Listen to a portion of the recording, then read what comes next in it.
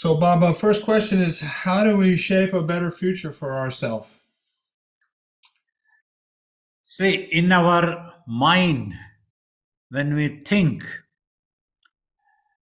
so if we can think positively, non-violent, free from the six enemies that I have spoken earlier of the extreme greed, extreme anger, extreme stinginess, and extreme attachment to materialistic world, false pride, and jealousy. So never allow these things to come to the mind. And then, if at all you have to think positively, think about the divine, think about the Atman, think about helping others, think about living for this world. So, thus, if you can be positive, you can shape a better positive destiny for yourself. So, that's the important thing. Well, Baba, that's often easier said than done. Um, how can we remove or at least change our latent tendencies? We all have made analyzed and made judgments, and those judgments are kind of determining how we see and act in the world. And how do we change? Yeah, you see, apart from meditation, there are several methods. Being in the company of noble as much as possible, noble, saintly people, so that will induce you into a noble thinking always. Like when you sit with me, you would like to think about the self, Atman, like to think about helping others. I expect at least that any of my answers or my talks will not induce anybody to go for drugs, alcohol, or taking revenge, or being arrogant, or anger, all such things, because we don't want to talk about that. So, that is the company of the noble and saintly people. And then being on the devotional path, remember that God is in you, in your heart, within you. That's what peace within you. In everything, as everything, try to see this, the divinity in everything as everything. So everywhere it is the divine, and then you will be afraid of thinking, even bringing such a wrong thing in the mind at all. Remember that the Guru is always watching you, the divine is watching you, and practice. If at all you want to sing something, you sing devotional songs. Be devotional. Remember God all the time, as much as possible. Even in the midst of your work, your livelihood work, your other responsibilities of as a householder, anything. Even if you are baking a bread, in the mind, try to think about God. Remember the divinity. Practice that one and then meditate. Practice meditation. Then your mind gets purified. So when your mind gets purified, no corrupted thought can come at all. All the tendencies, wrong, negative tendencies will be washed away once for all. That's how in a simple way, Ramakrishna Paramahamsa used to tell. Today, it may many majority of people in the world may find it very insignificant, but it was very significant for us, belonging to that culture, that era, that time. He used to tell, do not look at the face of a woman, look at her feet, then all the evil thoughts will fly away. Like that, we have to adopt. Once you adopt the positive things, the negative things will fly away, will dissolve. The tendencies will all dissolve. Like that, consistently, you have to practice. Otherwise, the mind will come back to the corruption. Once you get to see, you become attached to your own blood and other things. Try to see universally the divinity everywhere. Baba, that's one way that we all can handle our mind and all its projections. But another thing that seems to have been important in my life is the conviction of who I am. We've talked about you can imagine yourself as a body and mind, or you can imagine yourself of this consciousness of existence. And that seems to, by focusing on that rather than on the body mind, because then you get into that whole storm of ideas and Yeah, imagination. definitely. Of course, that is the highest and the final. Once you become aware of yourself as that pure consciousness, and nothing is there, you would have risen from the dualities of the world. Neither good nor bad of the world comes to the mind. It's in the purest form of pure consciousness. So then you would have stopped the future totally. I say, as long as there is a future, you need to shape for the future. If the future itself is stopped, all problem ends. So that is the highest finally. So as we advised earlier, so when you have to think, try to think about the divine, saintly people, noble things, that you have to be considerate, you have to be careful. At the same time, you don't have to be a fool in this world. You have to be an intelligent, careful, so that others do not exploit you. You need to defend yourself. So while defending, you don't have to allow your mind to become corrupted. Like I have always told, if anybody attacks our ashram, we will defend. But we don't allow our minds to become corrupted all the time. We don't keep thinking. But finally, go for self realization. So then, when the self awareness comes, that conviction that the world is impermanent and you are that truth. So that can take care of the future. Your future is only divinity. So how we perceive ourselves, how the mind perceives ourselves, is important. Yeah, you see, we have to understand this body is impermanent. It is born and it's going to die. But the I feeling that is emerging inside, is always going to be there. That means that I, who is the real I, will always be there as an eternal entity. And it is the purest form to become aware once you are aware of that. So you need to have that conviction. This world is impermanent and I am that Atman, I am the soul. So that will be very helpful. Like this, always positive thinking. If at all you have to think, you think positively and try not to think at all. Like that. Just be. Just be there, be in yourself. Baba, consciousness is homogeneous. I'm making a statement, but I'm asking a question too. Is consciousness homogeneous? It's only one. There's only one consciousness expressing itself through unlimited number of forms and phenomena. That means that all bodies and all beings exist in one consciousness. Is that correct? Yeah, it is one universal consciousness, but because of coming in touch with the brain, it has lost its original awareness of being in the universal consciousness.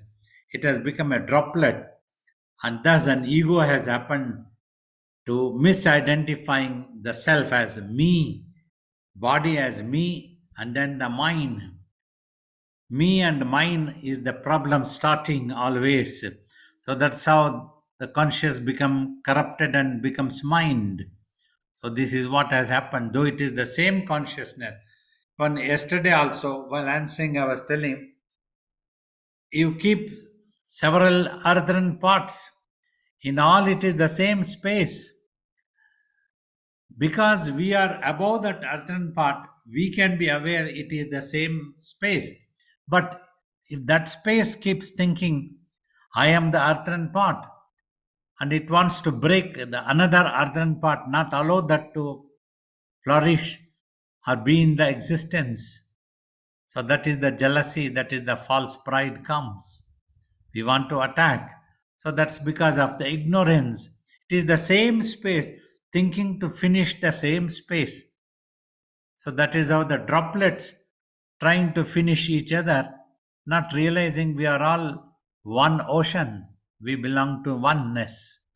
That's what is needed to become aware. Through sadhana only can become aware, not by listening to a lecture, not by reading a scripture. You can listen, you can read, you need to. It is recommended to motivate yourself, to feel inspired. Just now, when you listen to this question, I hope and I am sure that you will be inspired to go further. So that is necessary. But you must not stop there. If you don't practice, then the mind will again become corrupted. Once we finish this Zoom class, the Q&A is over, then it will go back to its own thinking again, its tendencies, its habitual. That habit needs to be brought to a halt. That is the firm conviction we need to have all the time. We need to practice, not just for 1 hour or for 1 minute. That's not. Realization is that all the time you are in the awareness of the self only. The mind naturally, automatically, effortlessly must remain in that being. So, Baba, in summary, the truth of our existence is revealed when we silence our mind, when there's no thoughts there. Definitely. Because before that, the mind is preoccupied in the awareness of its own imagination. One is aware of all the thoughts that are in the mind, and that builds a world is built up there. And all the time, because of the chatterbox habits, tendencies of the mind is aware of the world that is in the mind. Mind is not aware of itself, it has forgotten. Nobody bothers what the mind is. In the mind, everybody bothers. Whatever is in the mind, but the mind itself, they forget. They don't get time at all to think. That is the greatness of the great sages of the ancient era. They bothered about that self. Who am I? Have I am I born with this body? Am I going to become extinct when the body dies? Or am I going to exist in some other form? How can I come to know? They also realized to know that truth we need to keenly observe. Then they also realized if we have to observe, while observing through the mind, that mind needs to be clear and pure and quiet. Only then it can observe. So when you watch a beautiful scenario, you can watch it when your mind becomes dumbfound, becomes quiet. Otherwise, 50% of the mind is thinking itself and another 50% trying to watch. That's what happens. Many times people try to chant the divine's praise, stotrams, chants, mantras like that. But more than 50% their mind is going around and roaming around and thinking its own thoughts other than divinity form. Though it's whatever he is thinking, it is divine, but it is imagining in a different form. But from the mouth, they are chanting the mantras. So that's what happens.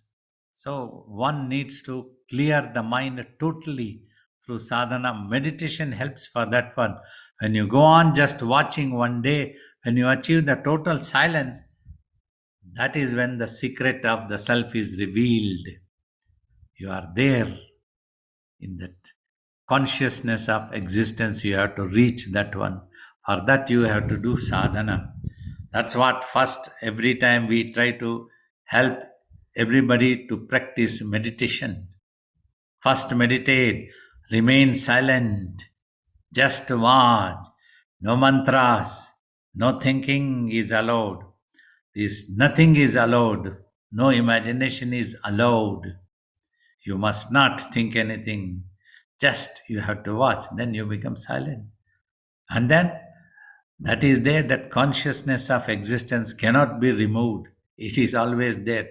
That's how they decided this is an eternal existence. So, Baba, you refer again to mind as consciousness, and so have learned to understand that just mind, when it's silent, is pure consciousness, and pure consciousness, when it moves, is mind. Exactly. Yes. So they're the same thing in that way. One It is is the same thing. The one is substance is the same thing. Simply it is thinking, it is spinning, and it is quiet. When it is quiet, it's different. so. What's unique though is that you were used to having one or the other, either active or silent. But I think what, like enlightenment or self-realization, you have both. You're aware of that stillness while the thoughts are also arising. You see, that awareness is there, but as long as the body is alive, that's what they tell. A yogi is only a witness to this universe. That is all that is happening. There is no imagination about the world or universe in the consciousness of a yogi. It is just a pure consciousness. Through the eyes, it may get to see things, but it is just watching. It is not thinking anything about this. This comes in front of you. Just watching, I'm not thinking what this is. That's what I have told. Holding a microphone, just watch this. Don't think whether it is microphone, whether it is black, whether it is yours or mine or whose it is. That's why they said Ananta, boundless, it is boundless. And simply that, Tattva, they called it as Tattva, means that. It was such an awesome thing when they came across that truth. It is such an awesome hair rising effects. Oh, Sri Rama, Vasistha talks in Yoga Vasistha also. Such a beautiful thing. So that's what needs to be. Otherwise, the mind, if it is spinning, if it is the mind, the world appears. It keeps thinking about the world. That is the magic. Saint Kabir Das tells the mind spinning and spinning and spinning and keeps roaming in the world. What a great magician you are. What have you done to this mind? Baba, um, so it's that thing of pure consciousness versus pure awareness. I've asked you about that a number of times, and it comes down to the thing that knowledge requires a mind, but and maybe and that requires a body, and maybe consciousness of anything seems to require a body or a mind, but awareness does not. Is that correct? Knowledge requires a mind, but awareness does not require a mind.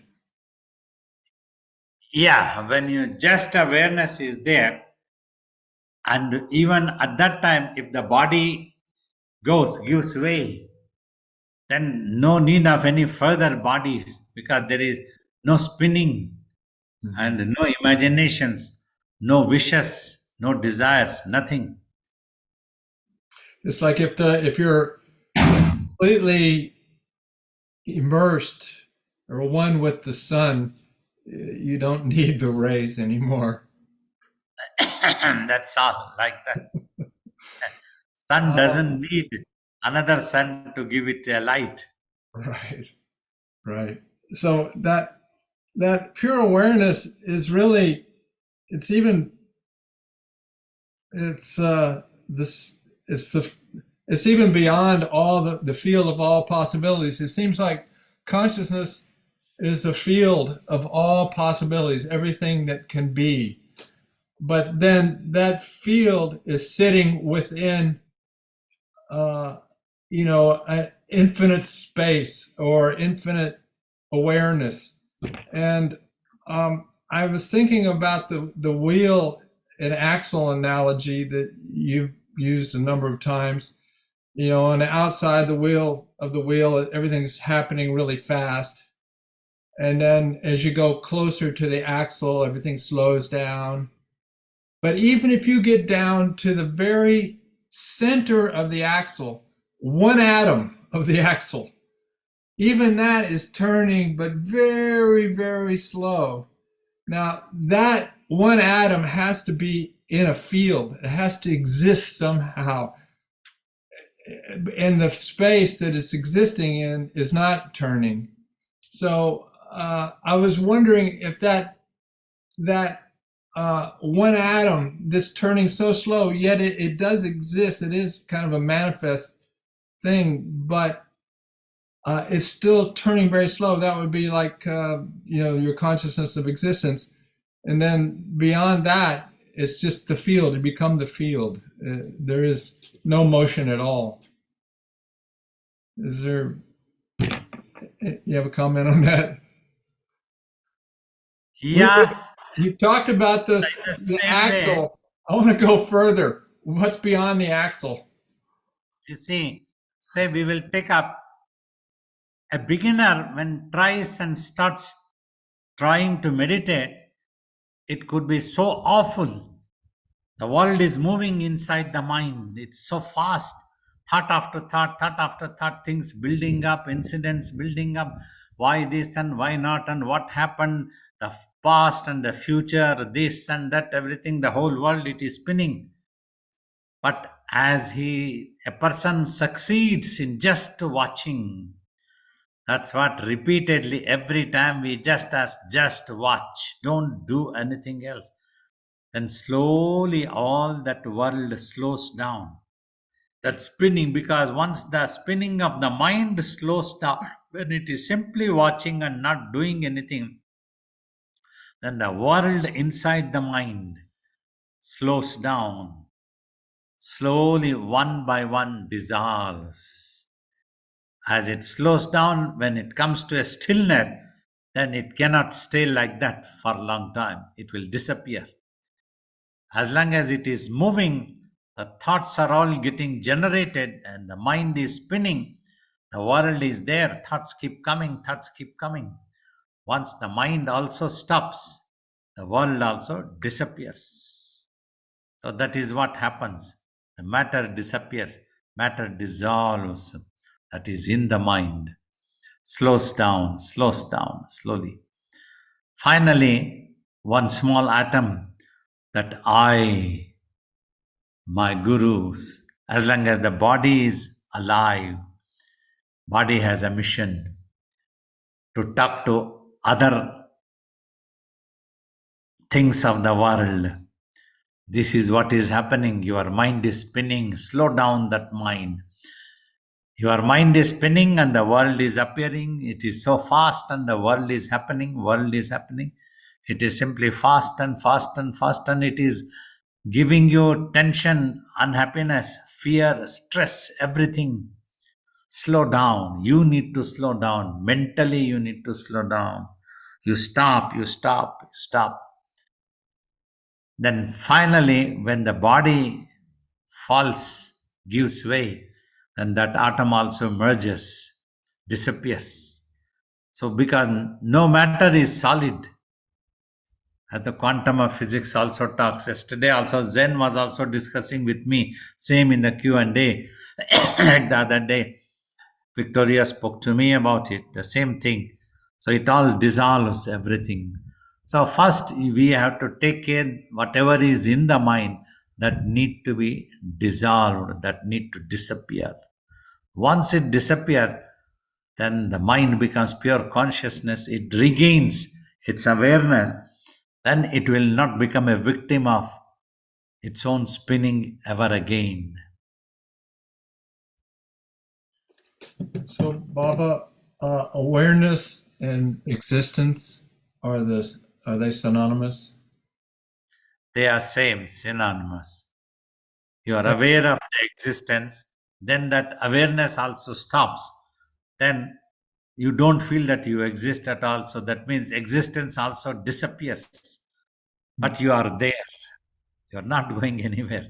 Means in your consciousness, you don't keep thinking I am existing. Like sun is not thinking I am the sun. I need the rays like that. There is no recognition is needed. So that's how when a person is self-realized, doesn't need any recognition from anybody.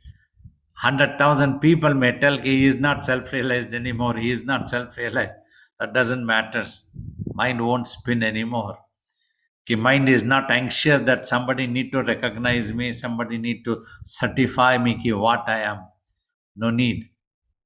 See, the divinity as a whole, as all pervaded, divine has never asked for anybody's recognition. In your mind, thousands and millions of matter is there.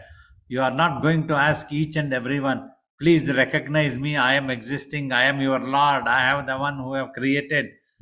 You won't be asking anybody like that. You don't need that one. You know very well you have created all of them who think that they need to recognize you. So once you stop, they will all disappear. So, Baba, is it okay to consider consciousness as a field of all possibilities? Potential Yes, for all things to be. yes, that is the raw material. That is the screen.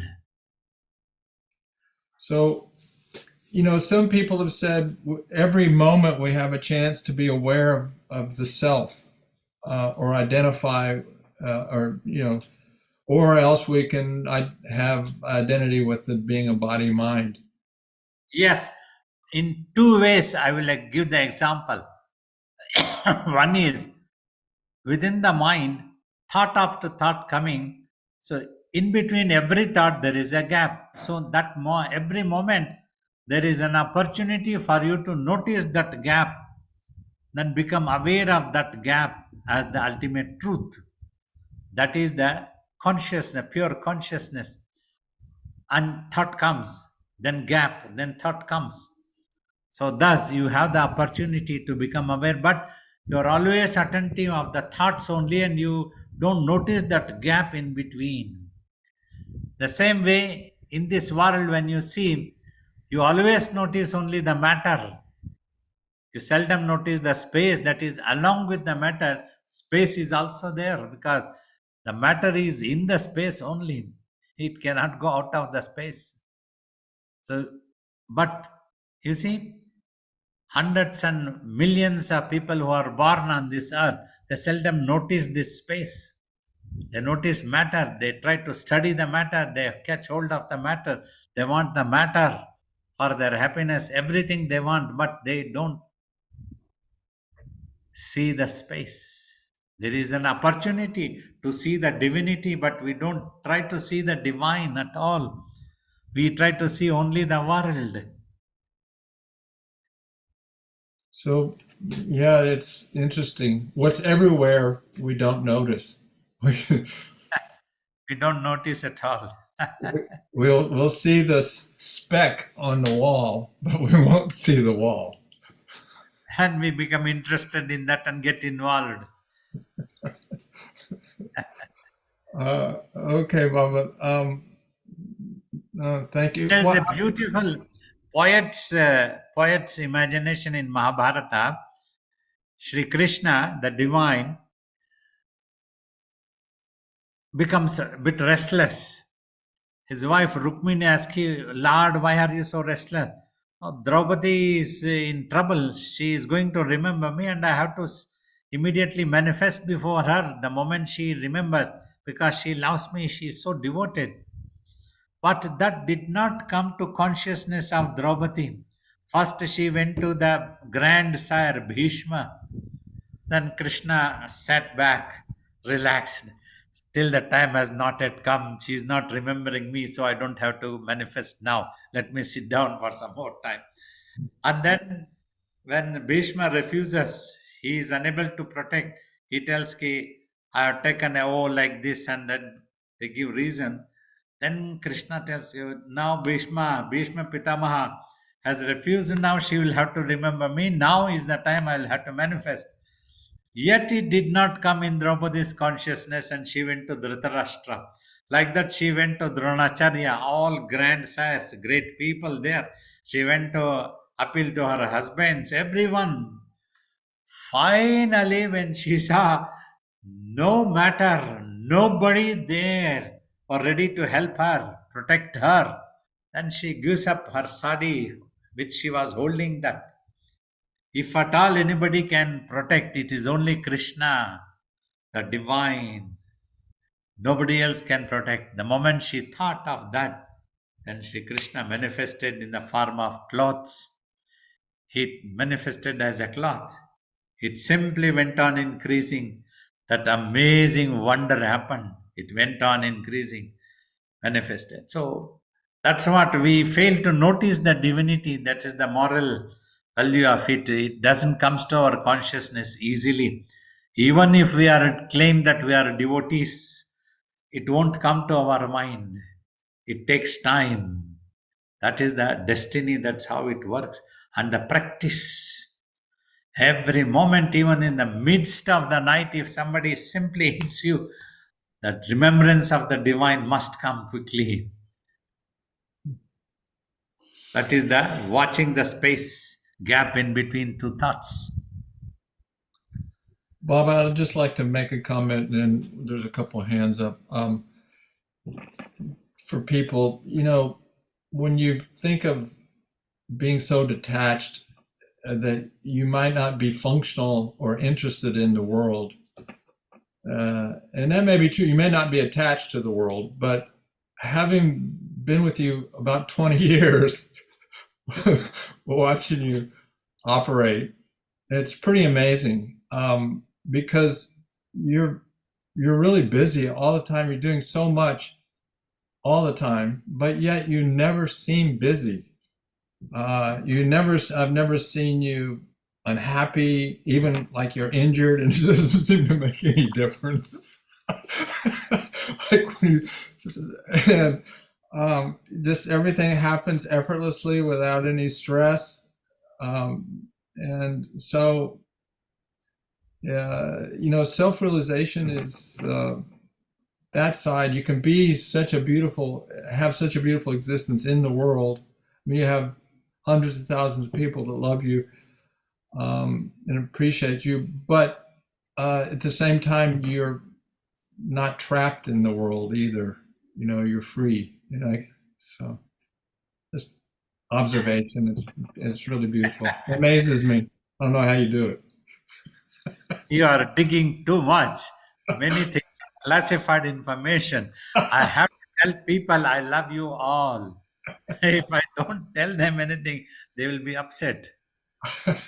Well, we're not going to let you just sit there quietly, Baba. We're going to pummel you with questions. I wanted to talk more about latent tendencies, acquired habits, and previous resolutions, because I hear you say those terms. So can you just share about each one of those, what each one is? Previous resolutions. So that is what is building your present situation. Every moment that present situation keeps coming. So whatever you would have resolved. See, let us see if present situation you have come to the height of that divinity, that non-duality, quietening the mind. You have come to the height by practicing, listening, and answers and listening. Everything is happening. So these are all the previous resolutions. Somewhere you would have struggled much more than what you are struggling now to make the mind quiet. So by that practice, you have come to the present. So whatever you are doing in the present, you are shaping a beautiful future for yourself. And very soon this mind will come to a halt. So that's what it is. So to go with what we've been talking about today, what you've been sharing, what we focus on, what we put our awareness on, what we observe, whether it's the self and silence and stillness, or something in the world, which, we have to do our work, or shaping a better future, thinking positively. That's what creates our future. That's what creates the next now. Let me ask you, I've asked you this before. We are holding our current situation as is by holding our thoughts on it. Is that correct? Exactly. Now, the important thing is, if the mind has an imagination that I need to have such a future, so then it will have to work out thinking about that future. But if the mind is becoming quiet, it is automatically shaping the future. The future is self realization. So that is what one thing happening. And in between for this, the present is a big challenge. Like you have to live in the world with this body. You would have adopted a way of life. You may need to do some business work. Now the challenge is, while doing all those business work,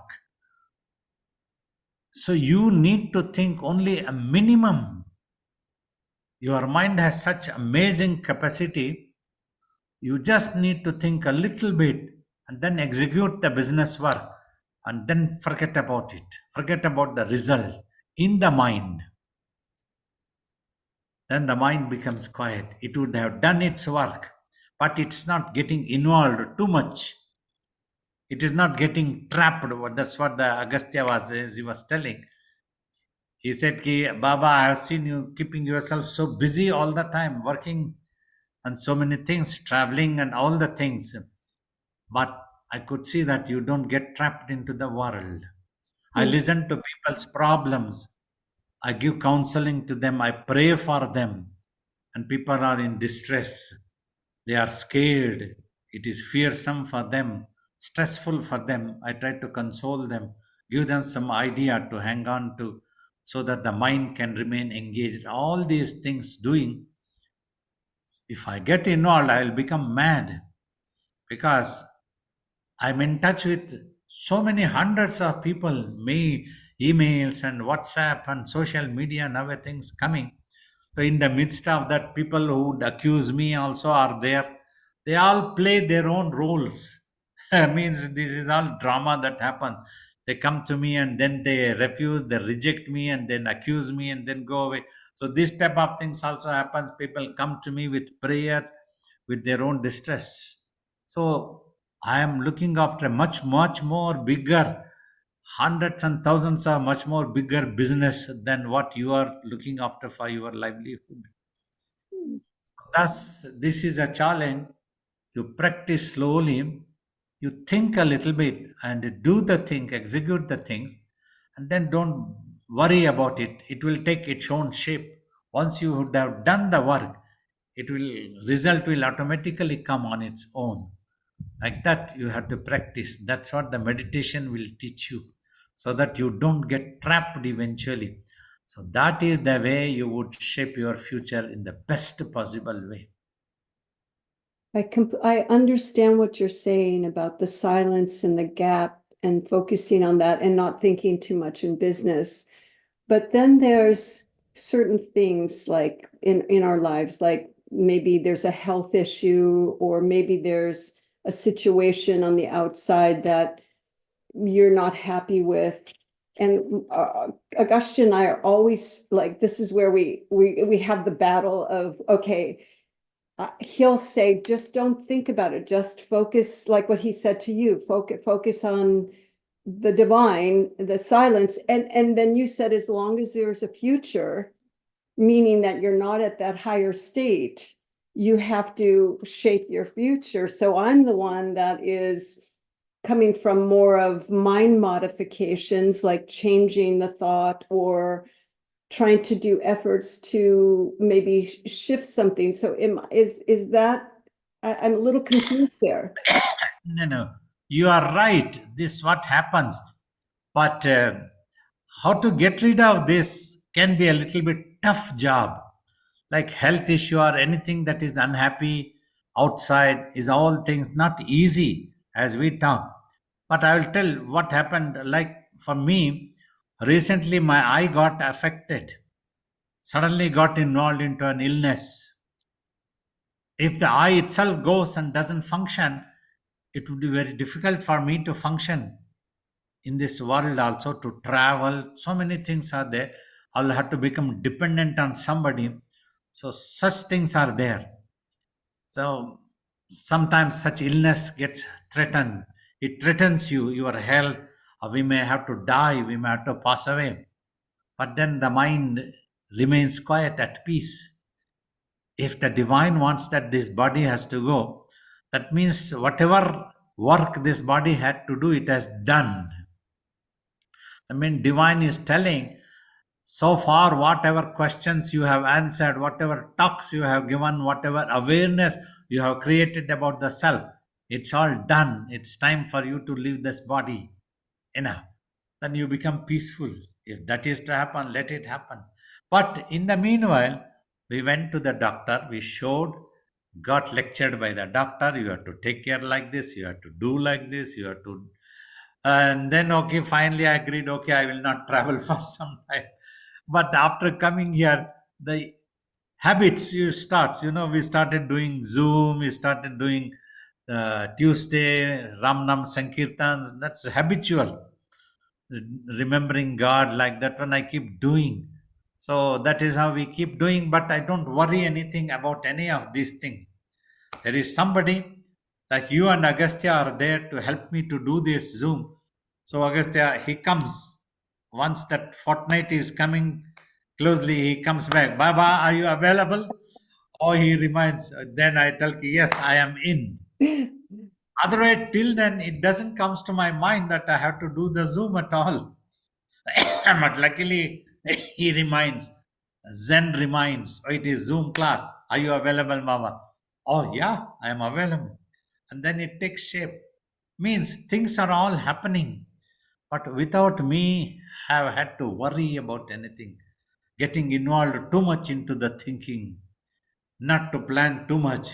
It doesn't have to. Somehow things are taking shape. That's what I can see. Some higher consciousness seems to be shaping everything for me. Whatever I have to do through this body. The same thing can happen to everybody, but it takes time. Only strong meditation can help you to notice this thing. Until then, this challenge will be there.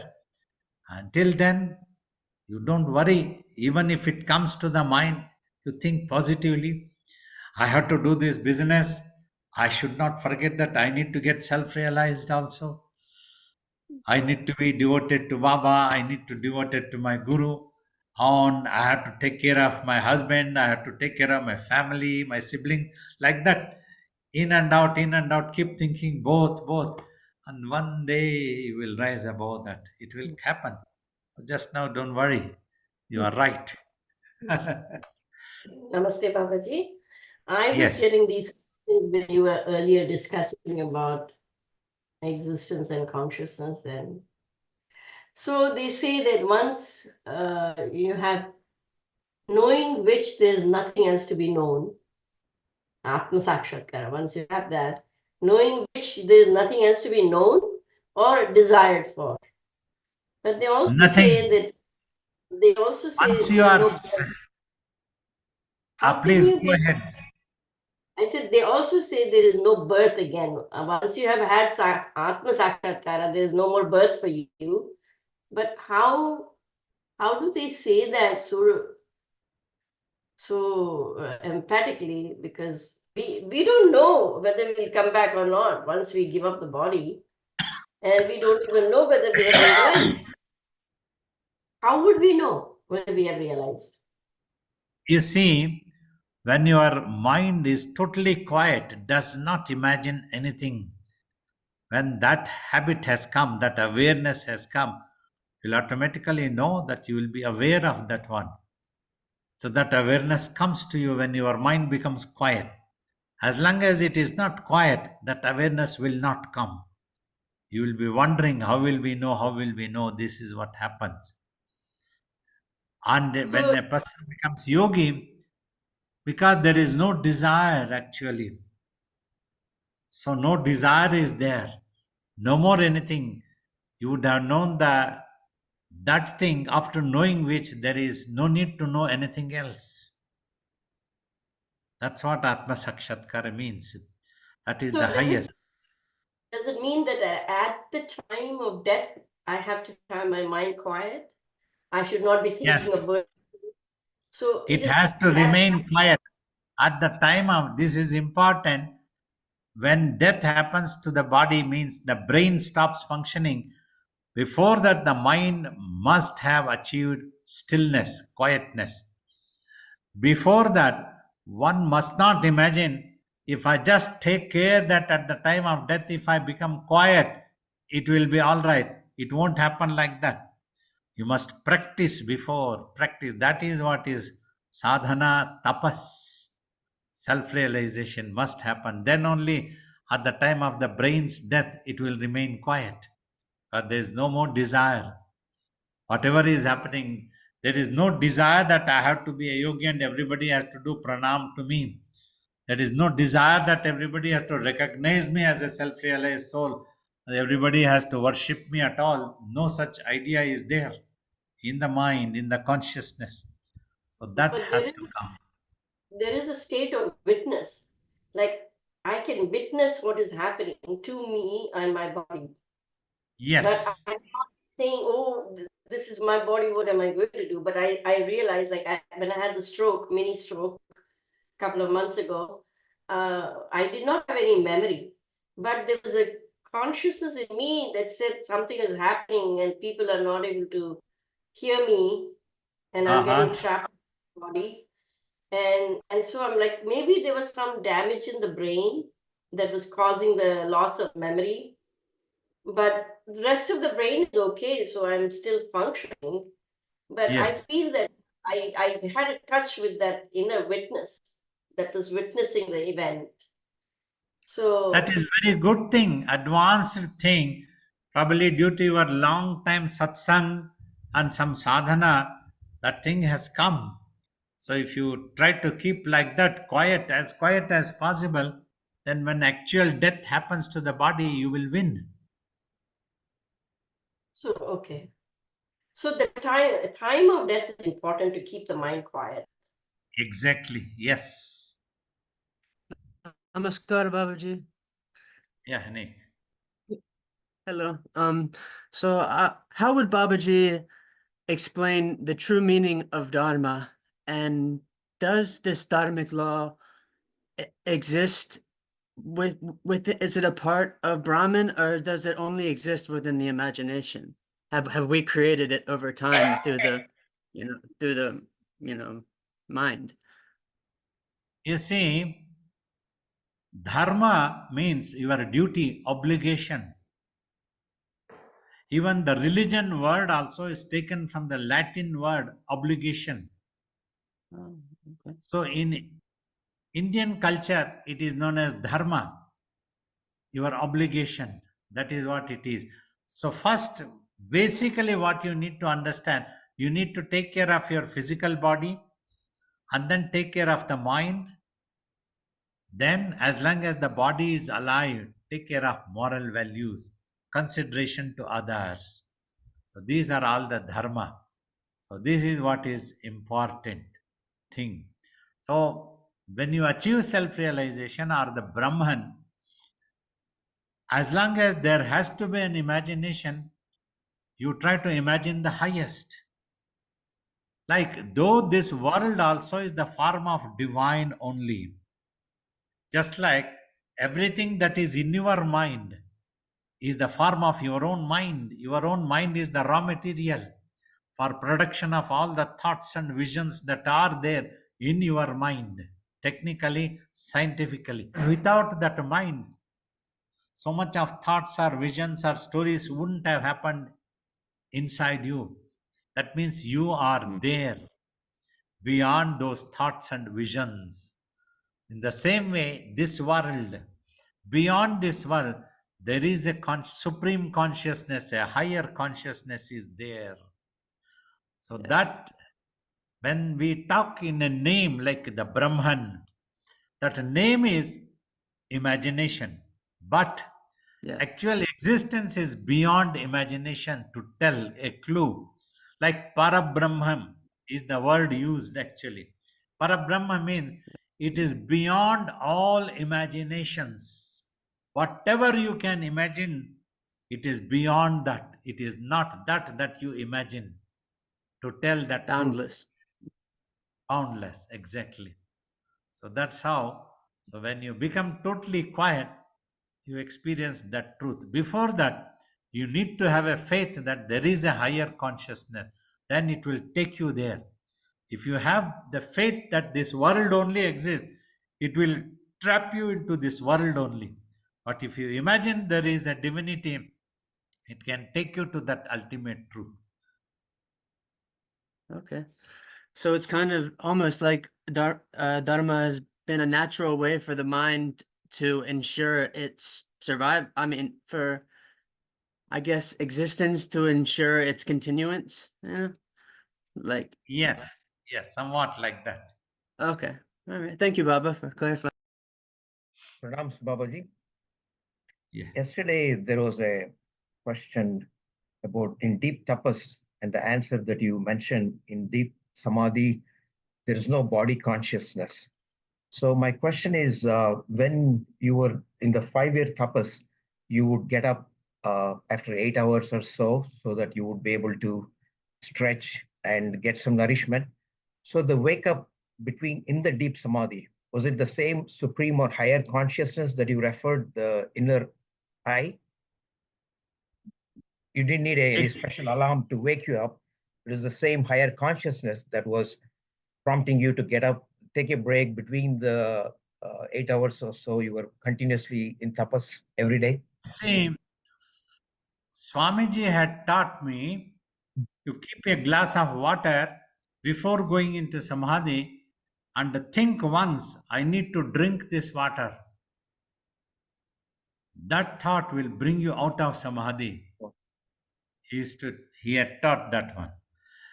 In other words, we can consider if the body has a mission, if we had a mission as an ordainment from the divine will bring you out of that samadhi. That's how it will happen. I was thinking, since Ambaji was also in attendance, so I thought she had set up an alarm clock. She would come and periodically wake you up, but you were coming. A simple alarm will not wake up. Like that one. Right. Only when you are into sleepy mode, an alarm can be helpful, but in this, the alarm will not be helpful. From inside only, some prick has to happen. Right. Thanks, Babaji. Pranams. Yes, it's very good to be with you again here today. I've had a lot of the karmic and dharmic things coming up the last few months, but my question, I have to thank Agastya and Victoria for bringing up these points about, especially Victoria's point about basically vasanas and samskaras and tendencies, habits. And I liked what you said about in Mahabharata, this Vastraharana, where Krishna basically manufactured a miracle so that Draupadi's Vastra, her cloth, would be infinitely long. But then what happened? I mean, that was due to this really pressurized buildup, from by Shakunis and dice and Yudhishthira's bad gambling habit. All of these things forced that thing, and then that built up to something where there was this massive war. And or I was thinking of the instance where you have like Hiranyakashipu, this very powerful demonic force, and then this thing happened of this Narasimhavatara. But I just wonder whether I've been thinking this for a long time, but I just wonder what you have to say is, I mean, all of us have our own like mini Mahabharatas going on um, within our own bodies and minds. And I just wonder whether just the very force of creation means that all of this has to be built up, and then there can be some kind of a moderating or modifying or nullifying force in our own sadhanas, our own capacity to culture some quietness in our minds. But it just seems that it's like a whole adventure, a whole battle going on, no matter how awakened or enlightened we may be, or we may think we are. But I just wonder if you think that, I mean, is this state of realization, enlightenment, awakening, whatever we want to call it, moksha, whatever it is this, and this is something that everybody has to work on all the time, no matter what they think about themselves? Or do you think there's a point that's reached where you just don't have to work on it anymore, where that miracle becomes automatically permanent? Either way, see, when you are talking, do you have to work it out? You don't have to work for anything. When you stop working for anything, then automatically that is there. Or you have to work for that also. That means you have to stop working.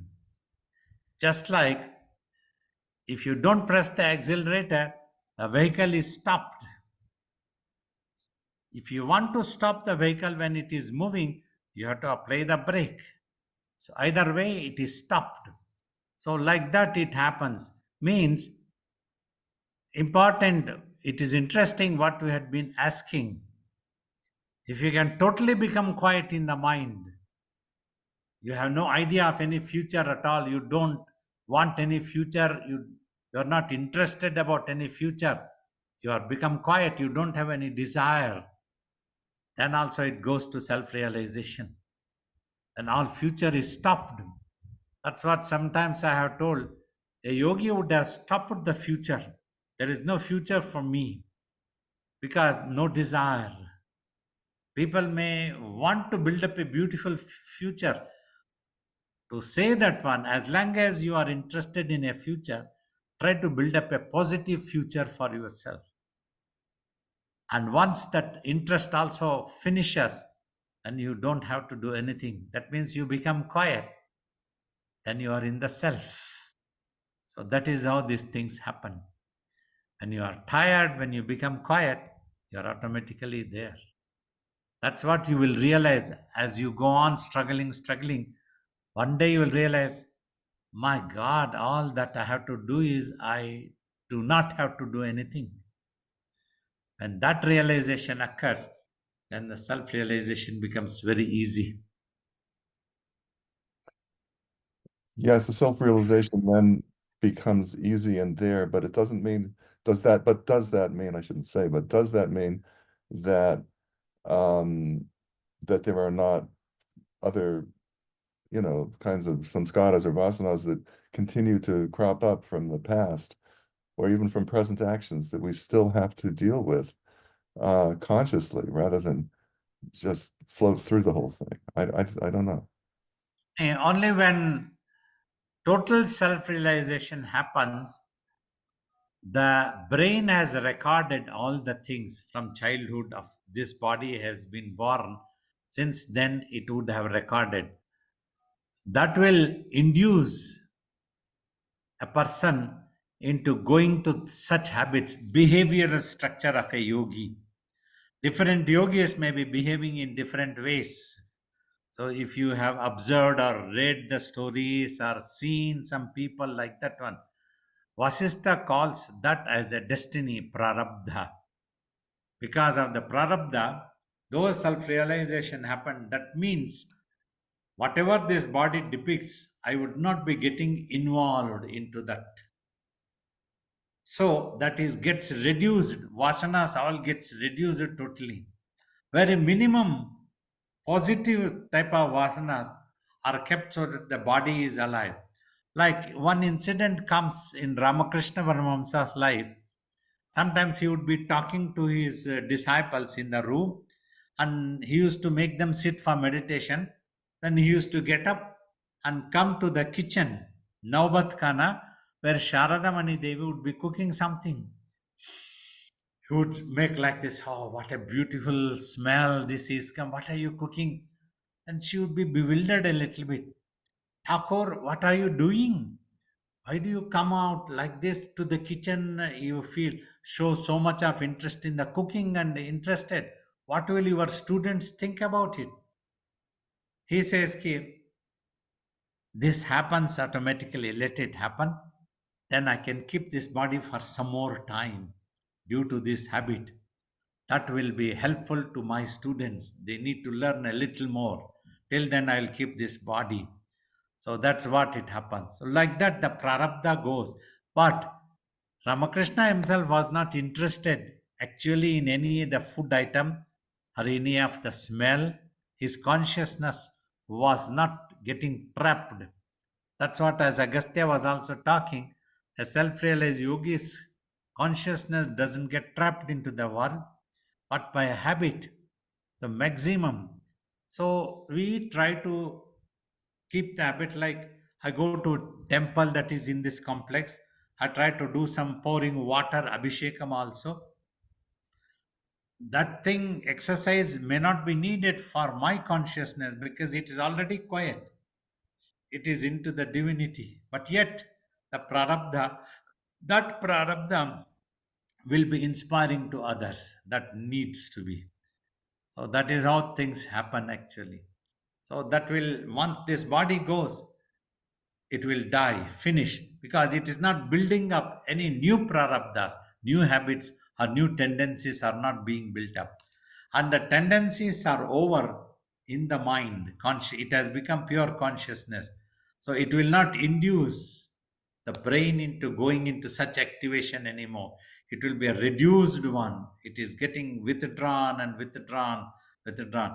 Just like Ramana Maharishi said, once you switch off the electricity for the electric fan, for some time it will go on and then it will come to a halt. Yes, okay, thank you. I see other people have questions, but just a little tiny thing here. Then we're stuck with the conundrum that our final experiences are not happy ones objectively, because they're filled with pain and the body deteriorating and disability and all of that. But that seems to be what the fate is. I mean, the slowing down of the fan and the final result of all of our efforts or all of our imaginations is pain, and we got to deal with that somehow. No. You see, you are right. The pain is for the body, for the physical things. But the inside consciousness doesn't suffer anything. It is the mind which suffers. If the mind has become pure consciousness, there is no more suffering. But the body will undergo all such things. Say, for example, anything that it all comes under the prarabdhas. Like some students might come to me, for some time they might stay with me. And if whatever they had imagined, if that doesn't happen to them, they might accuse me and go away. So, like that, somebody trying to accuse this body, thinking me to be this personality, and even shout that this person is not self realized anymore. All these things are all like prarabdha, painful things, what you are talking like this. But that is not painful actually for me, because the consciousness is quiet and it is not suffering anything. That is the reason why Jesus could talk when he was being crucified, when his body was going to go away, it was bleeding, and he was being crucified, he was being nailed to that cross. But he simply said, "They know not what they are doing, forgive them." His consciousness was quiet, at peace. It was one with the divinity. Thank you. Pranams, Babaji. Yeah, I just wanted to ask, hearing your story of how you early in your life you sort of had a pain seeing the vision of the world and wanting to sort of remove that. And similarly, Buddha, was living a life of, I believe, a very comfortable life, and yet he just decided to leave and give it all up. So there's something about not about almost a realization that the world is not going to give what you're really seeking. And I'm wondering what causes that to happen. Is that because because from previous lives the mind is becoming less attached to the world, or is it also sort of just a realization? And how does that happen? yeah, it's a sort of realization strongly that penetrates inner layers of the mind and it sits.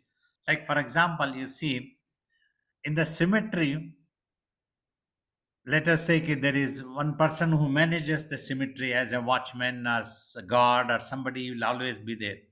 So every day he gets to see so many dead bodies coming to the cemetery to be buried. He may not feel any detachment at all because he would be worried of his own earnings. Mhm. But for one prince, he saw a dead body, he saw a person of illness, he saw a person of old age. He became restless until he wanted to know the truth, what the truth is. Why should we become old? And he became Buddha. Why should we die at all? He didn't think about that before that. The moment he saw that thought, so this could have happened only due to previous lives, some sadhana, some understanding, get the consciousness getting elevated to that level. Like for this life, suppose whoever would come in contact with yogis like us, when we repeatedly keep teaching, keep teaching, keep teaching, that effect of detachment may not occur in this life, not necessary. But if they go on listening, what the truth is, then somewhere it strikes in the next life. It can continue in a very early childhood. So this type of things can come. Another example also in the scientific world also, on so many people, apple or anything would have fallen on the head. But one person thought, "Ki, why this apple should come down, why it didn't go up?" He was Newton. That law is referred to as Newton's law in respect of Newton, Sir Isaac Newton. That was his wisdom and geniusness. So, like this, all these great self realized people were great geniuses. Whether it was Ramakrishna, Ramana Maharshi, or Jesus, or Buddha, they were the great genius people. So, that will come to everyone. Thank you. How to work with Swamiji's image? Is How the to work? Yeah, probably. How can you use Swamiji's image to raise your consciousness, to become closer to divinity? You need to have that total faith that Swami's image is actually divinity. Don't just try to think or see only image. Try to see Swamiji himself like that. Have that faith and devotion, total faith. And every time you show your devotion, you pray to Swami all the time, and know that Swami is always watching you. Like that, slowly your consciousness will rise above the ordinary corrupted level to a higher planes. Then make it a habit that when you go away from that image also, you are unable to forget that image, and your mind will be purified. It won't think wrong things. So like that you can always practice using Swami's image also, worship or sing in front of Swamiji, pray to Swamiji like that all the time.